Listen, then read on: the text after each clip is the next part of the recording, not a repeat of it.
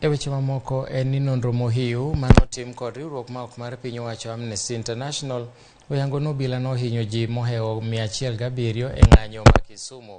Lipot mar Amnesty International bende lero ni obila ne luwo kendo monjo joma nie udi e kinde tulo manoluwo ng'anyo mane mar kwedo sirikal.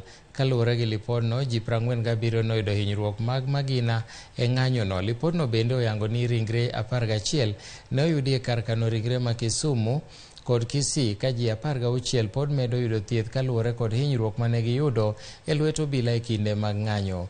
Obila 11 bende nohinyore e tulogo. Jokanyogo dwaro mondo obila moyudi gi keth mar hinyo jopiny mondo mi okaw negi okang' mager mar chik.